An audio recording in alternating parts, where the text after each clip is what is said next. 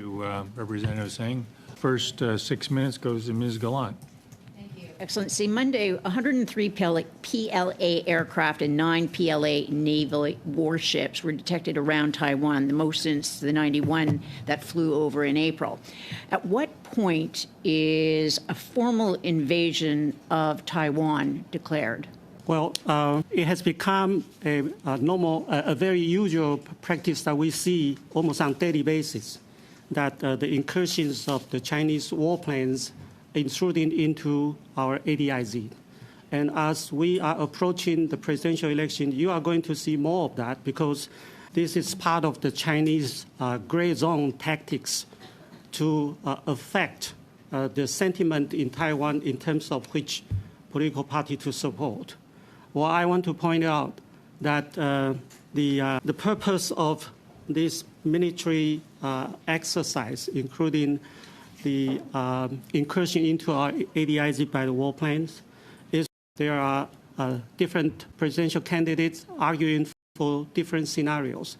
But this kind of military exercise in our ADIZ will be in a way to aid and abet those narratives that are pointing to a scenario that is likely to have a war between the two sides.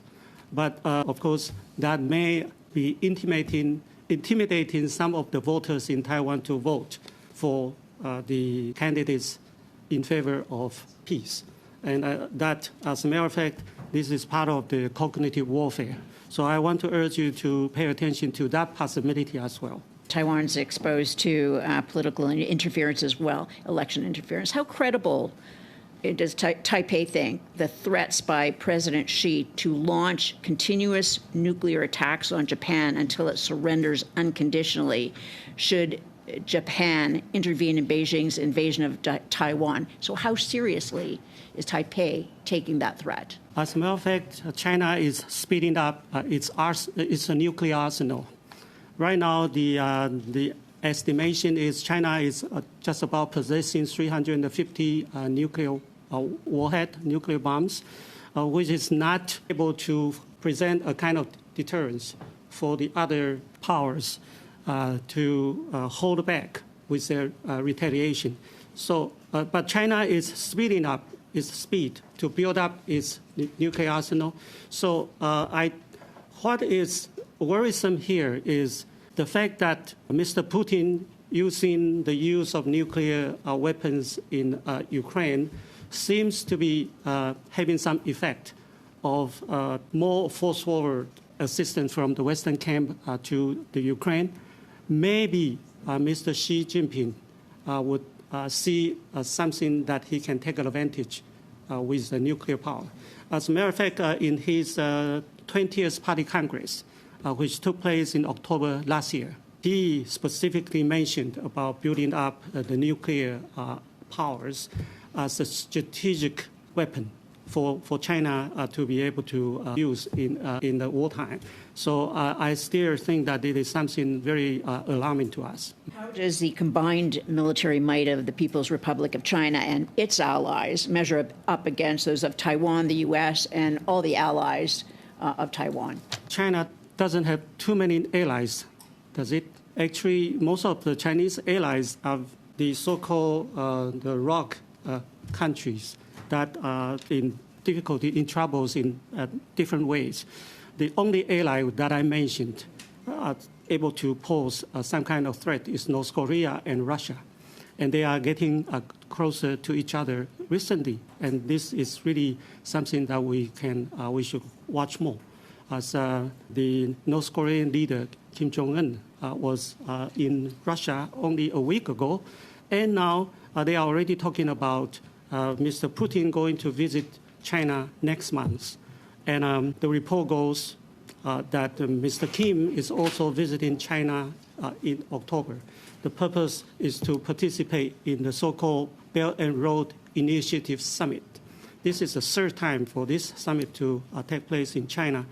Most likely, these three, the countries, the head of the countries in the summit would have a summit meeting, and the meeting of these three countries, North Korea, Russia, and China, would be very worrisome.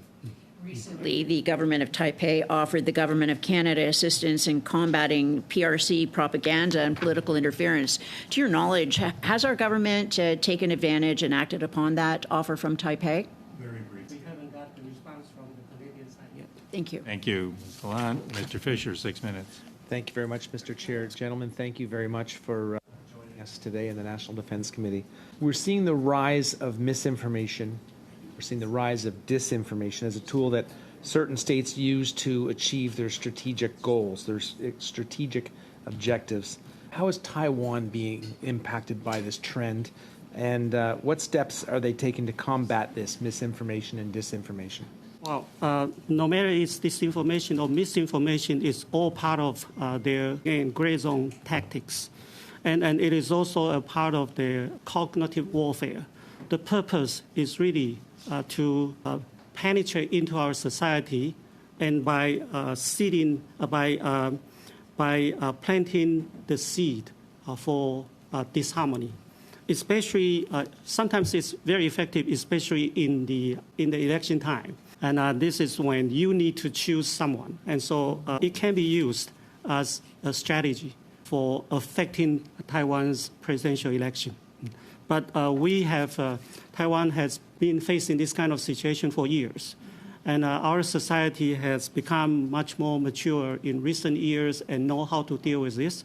To be honest, I don't think the Chinese cognitive warfare is reaping the benefit that they expect to get. What can Canada and Taiwan do to support each other in this domain? Well, I think in the recent months, when after the pandemic is over, we already have 3 parliamentary delegations from Canada visiting Taiwan.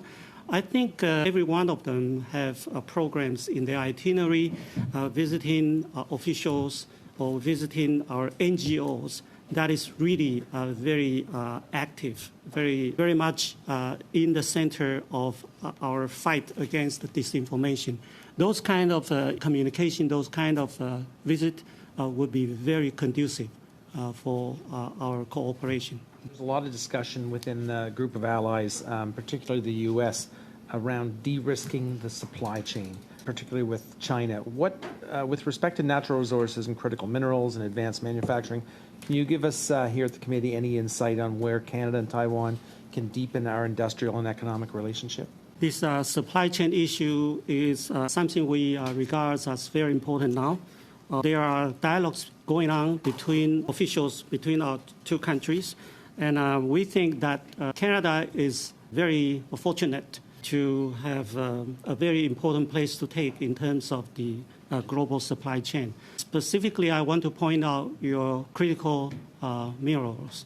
It's very important. We have dialogues going on, but right now it is not mature yet. And there is a different objective in seeing this, because it is not trade that we are talking about. Sorry, it is not trade that you are talking about. You are actually looking for investment in Canada to develop the critical minerals. Perhaps we are not ready for an investment yet. We are more talking about trade.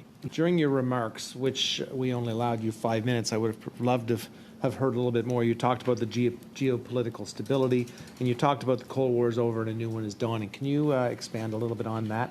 I think it is already, people are still talking about we are in the post-Cold War era.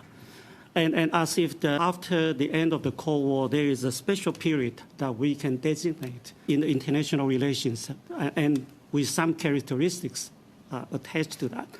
And Mr. Anthony Blinken says, no, that era is over. Now, we don't know what is the new era that is coming, but obviously it is very different from what we are living in the post-Cold War era. It will be much more complicated. It wouldn't be a Cold War era because it's pretty much black and white. And now it is not in the post-Cold War era because there's a lot of interactions. The de-risk or the de-link of the supply chain is part of this era, the new era that is going to come. That was actually very much pervasive in the post-Cold War era. So it is a new time that we are going to encounter. I'll take the last 45 seconds. And if we are in a post-Cold War era, which I agree with, and the one China policy was made in the Cold War era. Do you think that there should be change in the one China policy? Well, fixed definition for one China policy. So we need to talk more details, what direction we are going in terms of revising the one China policy. But the current one China policy certainly is not something that we welcome to see in Taiwan. Madame Normandin, 6 minutes. You have 6 minutes. Thank you very much. Thank you for being here. Are you hearing the interpreter, sir? Testing, testing. Interpretation, testing, English interpretation. Thank you so much for being here. We truly appreciate this. I would like to hear you about comments we've heard from the U.S. recently. We know, is it working? Testing, testing, testing, testing. Yes, thank you so much. Can you hear me now? Can you hear now? Wonderful. So thank you so much for being here with us. I would like to hear you on comments we've heard from the U.S. recently. The director of the CIA stated that President Xi had given the order to be ready for an invasion before 2027. But the Pentagon also says that any invasion of Taiwan, military or by some sort of a troll or area access denial, would give time to the allies, nevertheless, to bring together their forces and to move in to protect Taiwan. So I'd like to know what you think about this Pentagon idea that invading Taiwan might not work. Thank you very much for the question. The reason the CIA or the Pentagon would name the year 2027 as the year that China is possibly going to invade Taiwan, this is actually what was said by China. I mean, the year was used by China as a landmark year because it will be the 100th anniversary for the PLA to be in China. So they want to make 2027 as the year for a full modernization of the military power, meaning by 2027, they will be able to fight the first-rate, with the first-rate armies to fight a war. It will be, objective is one thing, whether they are really able to reach that kind of status is another. But for Taiwan, what I can share with you is there is a very close cooperation between the militaries of Taiwan and the United States. And we have cooperation not only on the military forces, we also have a cooperation on other side of the military community. For example, we have the intelligence cooperation as well. So for decision makers in Taiwan, we don't have the luxury to assume that China is not going to invade Taiwan, but we don't look at any specific years for doing that. As a matter of fact, we think that we need to speed it up as much as possible. So there is all kinds of military reform in Taiwan ongoing now. There is also a reform program for our reserve systems, and not looking at any specific years for a possible war to happen. Our hope is to keep peace. We don't want war to prove that China has a wrong calculation. We want, the way we build up our strength is actually peace through strength. We don't want war, but we are preparing for it. Merci. Peut-être de façon plus précise, ce que je comprends de l'analyse du... All right. What I understand from the Pentagon analysis is that a economic blockus around Taiwan, area access denial, would allow the allies of Taiwan to prepare, would give them time to prepare to provide assistance to Taiwan. Do you think this is the case? A military exercise right after the visit of U.S. then Speaker Nancy Pelosi. It happened in August last year. Yes, that military exercise was the biggest to date. And the way the Chinese military exercise at that time was also different from all the exercises they have conducted. The naval blockade was perhaps the most alarming at that time because it's new. But in a real wartime, military blockade of Taiwan is actually given, it is perhaps not most effective. I heard this from different sources, but blockade will be given the allies to be able to come to help Taiwan. If China's purpose is really to have a very quick war before the international community can come to Taiwan's rescue. Naval blockade is not going to work. But that is a technical part of the military warfare. As I said, we in Taiwan, we are hoping to get more international support. The diplomacy we have in Taiwan, in a way, we call it a preventive diplomacy. We want the whole world to come up and then let the Chinese know that whatever kind of invasion you have in mind, it will be just too costly for you to bear. So we don't want a war to happen. Ms. Madison, 6 minutes. It's very, very good to see you again. I was part of your discussions in terms of that very, very fast increasing of China's nuclear capabilities and stockpiles. I think it made my heart race a bit faster. But then you sort of supplement that in terms of your comments in terms of peace through strength, and that is your strength, and that's what you hope for. Do you believe that there's room within all of that still to have conversations around non-proliferation, non-nuclear proliferation? From Taiwan, when we look at this, we know how the Chinese leaders discuss, Chinese academias or military generals discuss the prospect of unification. Let me elaborate a little bit. Chinese vision of unification with Taiwan is a picture of a stronger China. China, they call is a rejuvenation of the great power. But they know very well, if they know and when they know that this unification is going to be at their great expense, they are not ready to do that. And the more we let them know that indeed it's going to be very costly for them. Unification for the Chinese leaders is to make China greater, is not make China weaker. But in the whole world, what is going on now is really telling the Chinese leaders that if you use force against Taiwan, you are not going to get a stronger China after unification.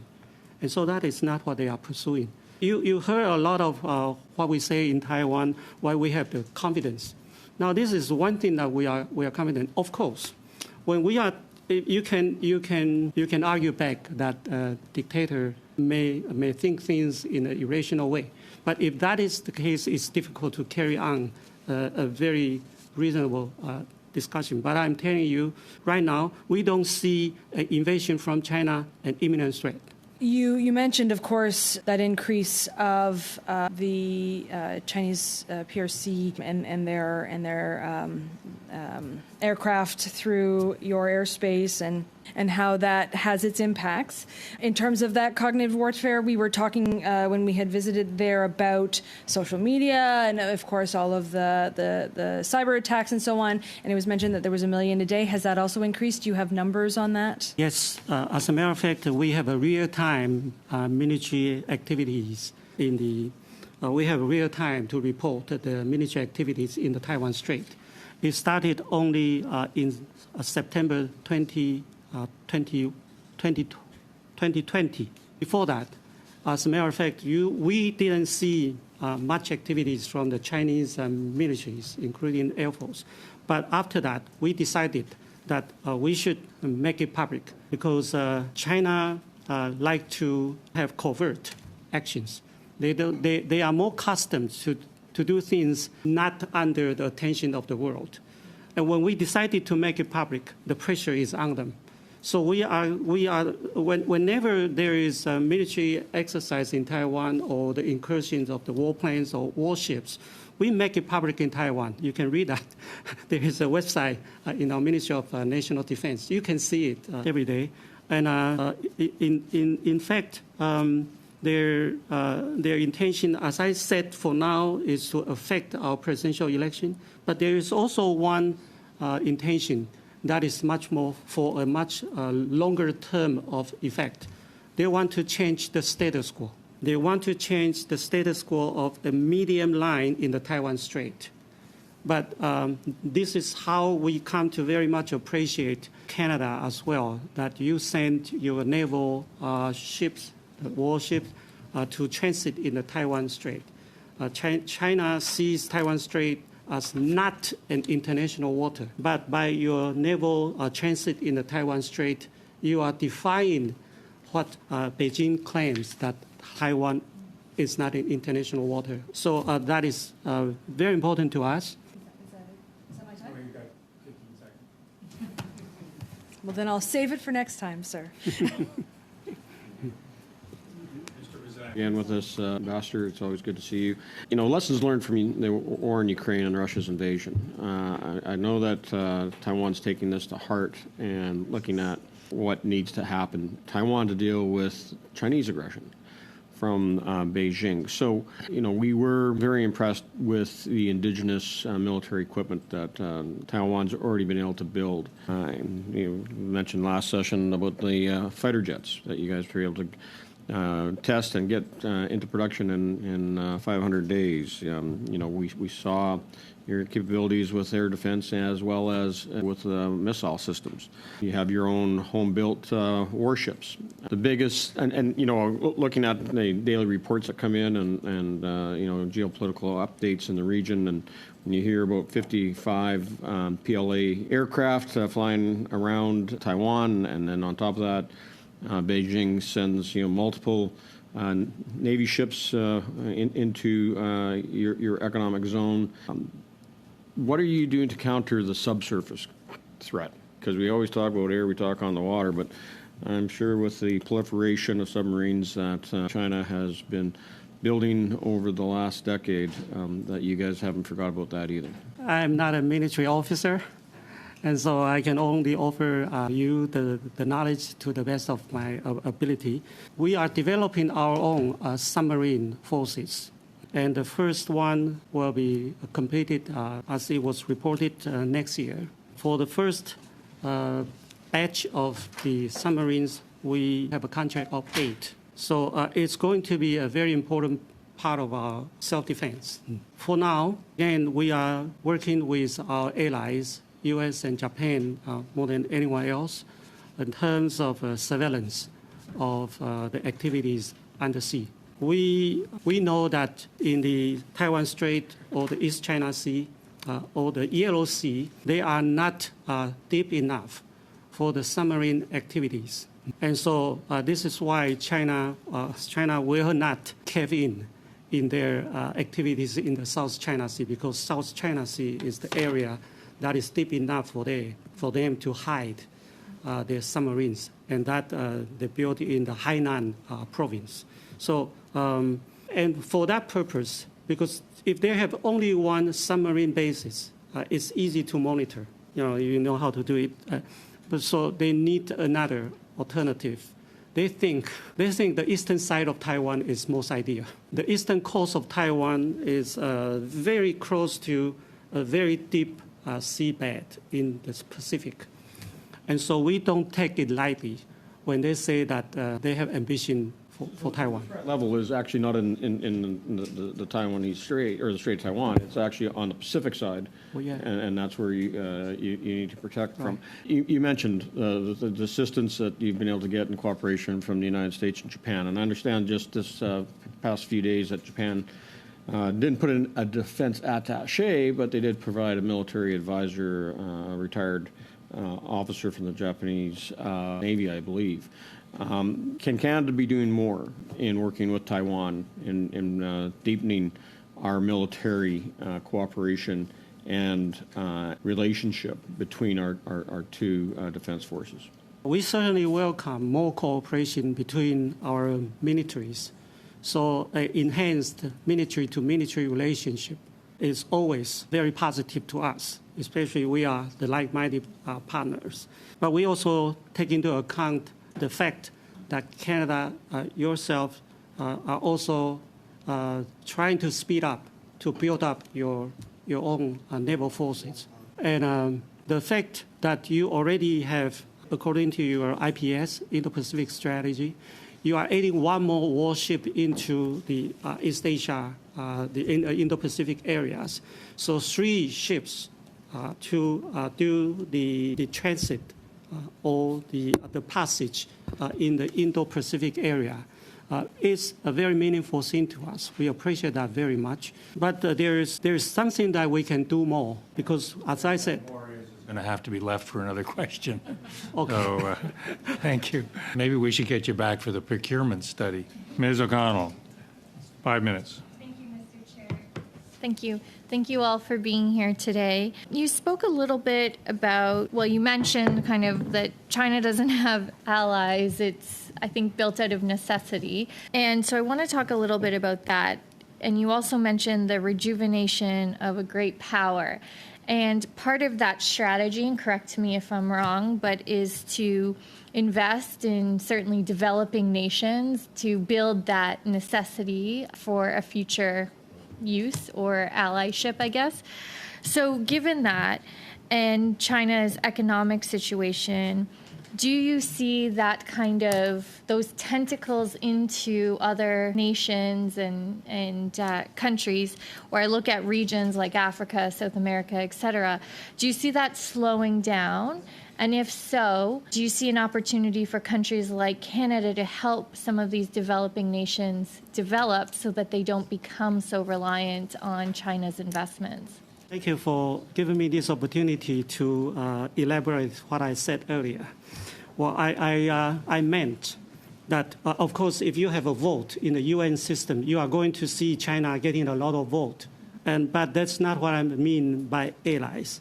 These are the countries that are aspiring to get the assistance from China, especially their investment through the One Belt, One Road, the Belt and Road Initiative. And so they are looking for China for help, but they are not going to help back in terms of the geopolitical confrontation. I think that I'm actually answering questions in that aspect. And China has, and Xi Jinping, Mr. Xi, wanted China to become a rejuvenated great power by the year 2049. He said that in the 19th Party Congress, because 1949 will be, again, 100 years anniversary of the establishment of the PRC. And so these years, the Denmark years, means something for the Chinese Communist Party. But a week is a very long time in politics, right? And you are saying that something that you want to achieve in 2049 or 2027. It is all a political slogan. And so we are watching what is happening on a daily basis. And the fact is what I said in my opening, that China is having economic difficulties in a way that is not expected by China itself, not expected by the world, because the world more on the radar for Canadian citizens. So could you give us any advice or experience in terms of how to ensure the populations become aware to the tactics of foreign interference? Okay. In Taiwan, when we talk about cyber attacks, we will refer it to specifically an attack on the critical infrastructures or the government online homepage, and so all as a way to steer the information from your important database, things like that. So it is part of the Chinese, again, gray zone tactics. The other part is the disinformation. And one very concrete part is actually cyber attack. Concrete in the sense that you can count the times of their attack.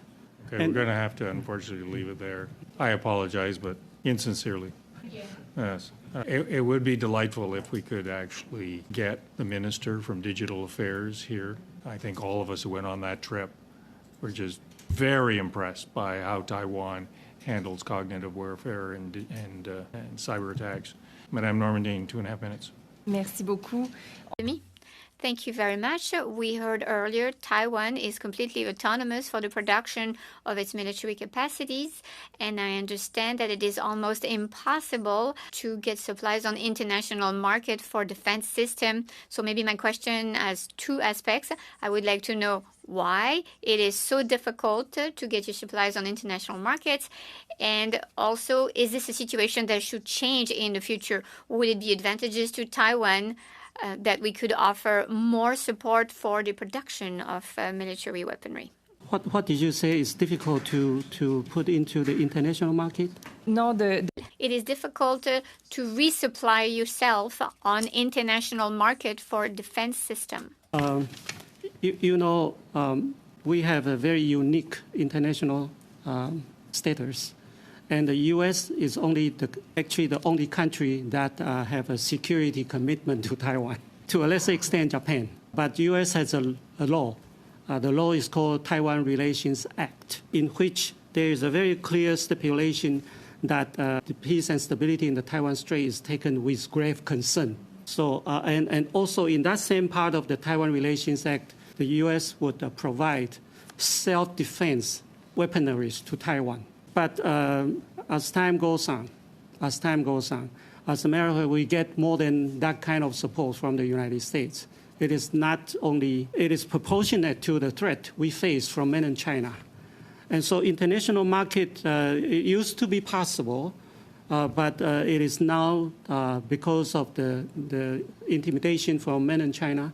Any country willing to deal with Taiwan in terms of arms sale would be retaliated, penalized by the PRC. This is why otherwise we would be happy to reach out to you. And in terms of you have many advanced weaponry systems that we would be very interested in. Merci, Madame Manson. Vous avez 2 minutes et demie. Alors, il y a eu beaucoup d'enthousiasme. People Republic of China relationship, and that was presented often during our trip. The response has been the official response from the government of Canada has been provided. Could you provide your response to their response, and if you felt that anything was missing, or how you felt about it? Responding to the 18 recommendations proposed by the report by the Special Committee on Canada-PRC relationship, I think the federal government has responded by agreeing in principle or accept partially. These are the 3 types of response from the federal government to 14 of the 18 recommendations. But 4 of the 18 recommendations, the federal government responded by taking note of. And these are the recommendation number 2, number 4, number 12, and number 13. Well, from Taiwan's perspective, I would say that we hope that all the 18 recommendations will be all agreed upon, or at least agreed in principle. And as for the administration's concern, the federal government's concern, we think that it can be addressed in the elaboration by adding a condition or adding a proviso. But this is not the way the government response was written.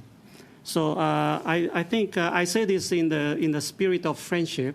I don't intend to criticize anyone in the administration, but for example, we are talking about the principles. The recommendation number 2, for example, it was actually talking about the future of Taiwan must only be decided by the people of Taiwan. But the response is take note of this position.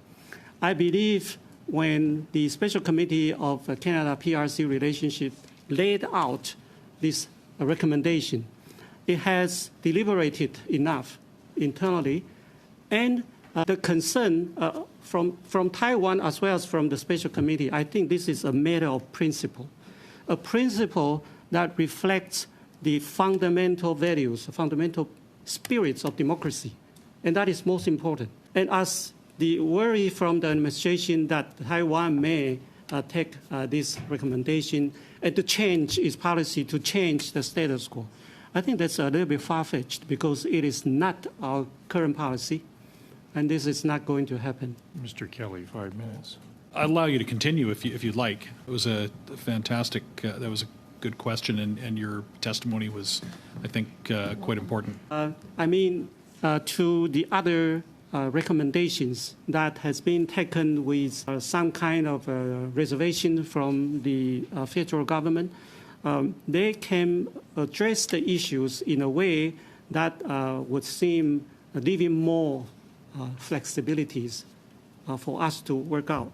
For example, I think it's a recommendation 12, and this recommendation strongly considers the Minister of International Trade, it would be Madame Marian, to visit Taiwan to sign the FIPA, the Foreign Investment Protection and Promotion Arrangement.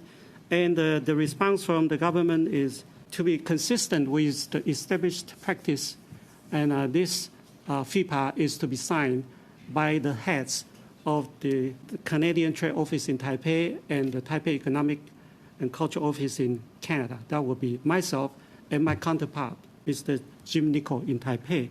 But I believe this is too semantic in answering this question.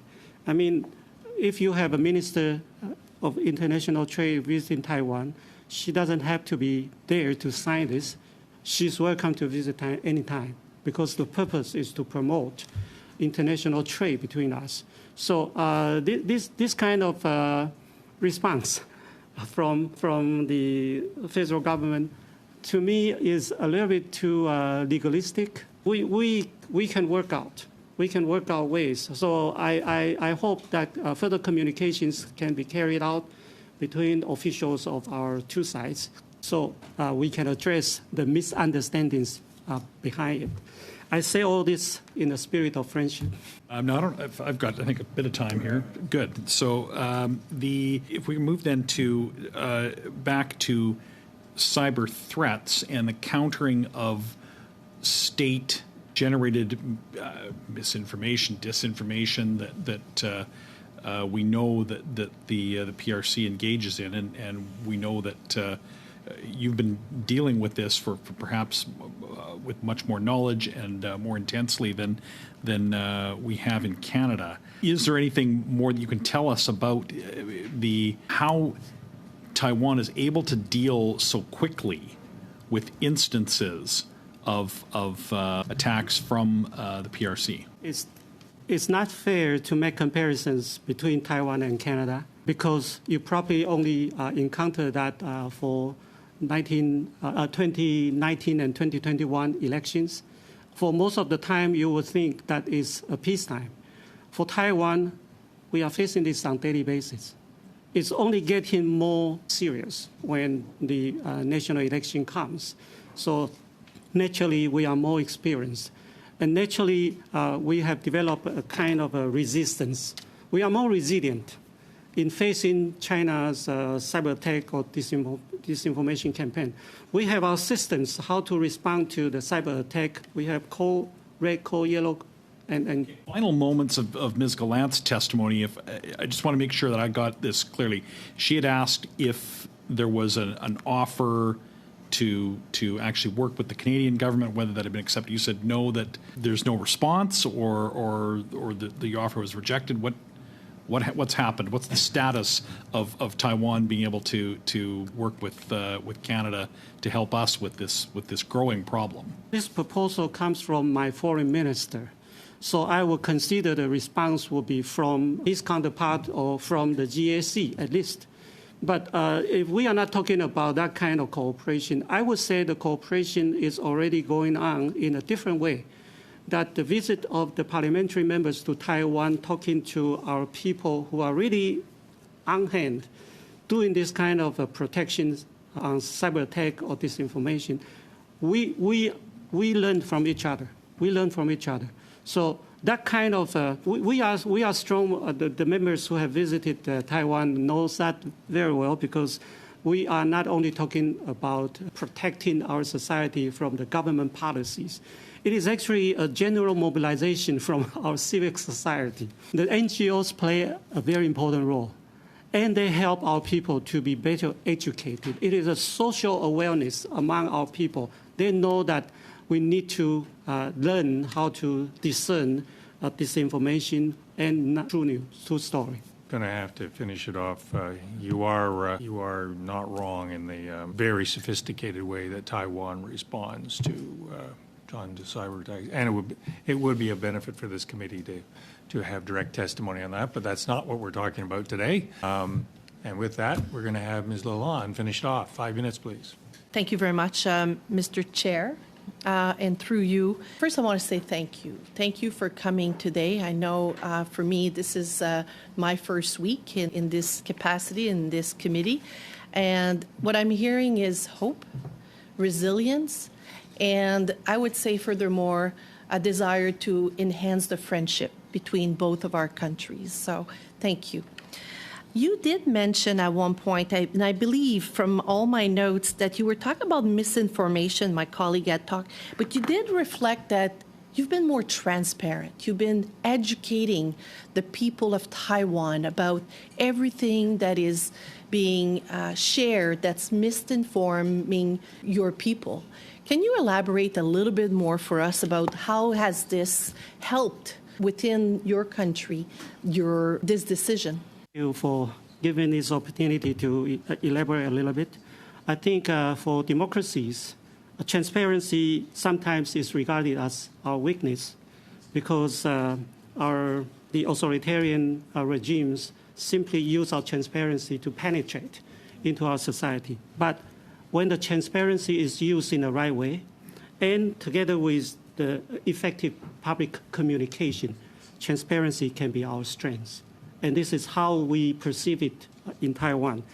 Look, when we talk about the fighting disinformation, we pretty much adhere to the principles of democracy, and which is very important in having freedom of speech, freedom of press, right?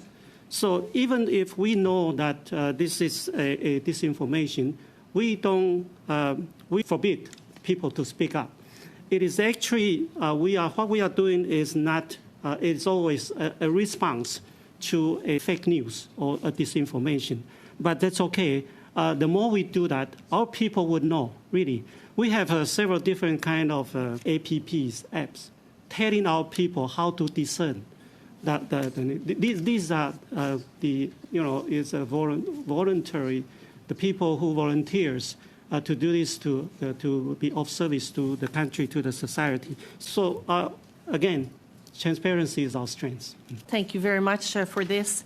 And maybe I would like to close, but hearing you from your perspective and maybe to this committee, what is your greatest concerns and how can Canada help, and especially this committee? Our greatest concern is the like-minded countries, the camp of the democracies, should work more closely with each other. Right now, we see the trend is very healthy. We are really building up that kind of solidarity among the like-minded partners. But I wouldn't take it lightly what our enemies or potential enemies are doing, trying to dismantle the teamwork we have among the like-minded communities. So that's our concern. We think that democracy will prevail.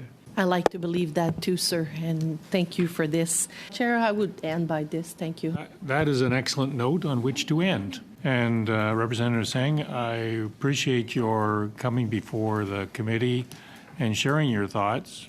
I would like to have this continue this conversation, particularly with respect to cyber cognitive warfare. I think it's our observation that Taiwan is extremely sophisticated in this area, and that Canada has a lot to learn from how it's handled. Thank you. You've informed us greatly on this Indo-Pacific threat analysis. You are on the front lines of this threat, and you stand in the breach for all of us. So thank you, and thank your country for your work. So with that, colleagues, I just say Tuesday we resume our procurement study, and on Thursday Minister Blair and colleagues will be here. So with that, we are adjourned.